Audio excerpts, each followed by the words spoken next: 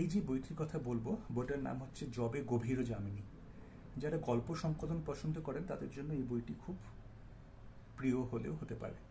এই যবে গভীর যামিনী নামটির পিছনে একটি কারণ আছে। দেখুন, গভীর যামিনী, রাত, অন্ধকার, এগুলো আমাদের ভাবায় এবং কল্পনার দ্বার উন্মুক্ত করে।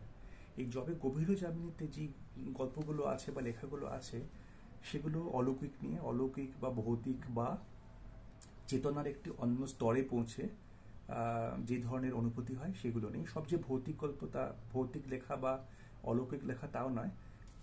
এখানে 1, 2, 3, 4, 5, 6, 7, 8, 9 9টি লেখা আছে এবং 9টি লেখা যখন পড়বেন শুরু থেকে শেষ, দেখবেন অনুভূতিগুলোর মধ্যে একটা উত্তরণ হচ্ছে।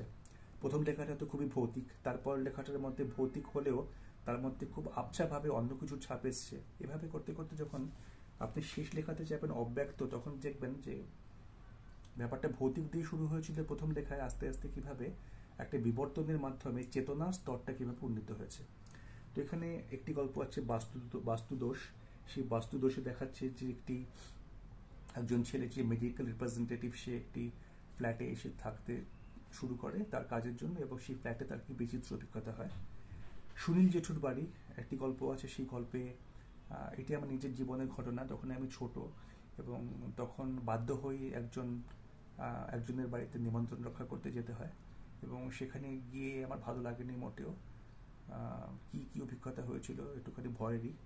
ওভারকোট, সেটাও আমার নিজের জীবনের অভিজ্ঞতা, কারণ আমাকে কর্মসূত্রে ভিয়েনা যেতে হয়েছিল, ইউনাইটেড নেশনসের একটা কাজ। তো সেখানে কি অভিজ্ঞতা হয়েছিল। ওভারকোট আমার খুব প্রিয় গল্পের মধ্যে একটি, পড়ে দেখবেন। ওভারকোট না পড়লে কিন্তু অনেক কিছু মিস করবেন। আমার খেলা যখন ছিল তোমার সনে, এটাও আমার জীবনের একটি ছোট অভিজ্ঞতা নিয়ে। একটি মেয়েকে দেখেছিলাম, সে ক্লাস 8-9-এ পড়ে একটি মেয়ে। সে একটি জেরক্স সেন্টারে বসে দোকান চালাচ্ছে এবং তার সঙ্গে অঙ্কও করছে। তো তাকে দেখে আমার এই গল্পটার কথা মনে আসে। অযান্ত্রিক বলে একটি গল্প আছে, তার পেছনে আমার একটুখানি ব্যক্তিগত অভিজ্ঞতা যুক্ত। সেটা হলো যে একবার আমি রাঁচি গিয়েছিলাম একজনের সঙ্গে দেখা করতে। সেই ভদ্রলোক রোবট তৈরি করেন, হিউম্যানয়েড রোবট, একদম মানুষের মতো দেখতে হবে এবং মানুষের মতো আচরণ করবে, কথা বলবে ইত্যাদি। তো সেটা দেখে তখন আমি হিউম্যানয়েড রোবট নিয়ে কিছু পড়াশোনা করছিলাম, যার ফলে এই অযান্ত্রিক লেখাটা আমার এসেছে। তারপরের কয়েকটা লেখা আছে, অনুভবে জেনেছিলাম, ম্যাজিক, আরও কিছু এবং অব্যক্ত। এই যে চারটে লেখার মধ্যে দেখবেন উত্তরণটা একটু অন্যভাবে হয়েছে। বেশ কিছু ধারণা আছে, যে ধারণাগুলো হয়তো ভৌতিক নয়, কিন্তু একটু চেতনার অন্যরকম স্তরের। তো যদি একটুখানি এক্সপেরিমেন্টাল লেখা পছন্দ করেন, তার সঙ্গে অলৌকিকের ছোঁয়া বা একটুখানি দৈনন্দিন জীবনের থেকে বাইরে চিন্তা করার অবকাশের মতো লেখা, তাহলে কিন্তু এই যবে গভীর যামিনী বইটা পড়তে পারেন। এবং এই বইটিও কিন্তু প্রকাশ করেছেন Basak book store private limited.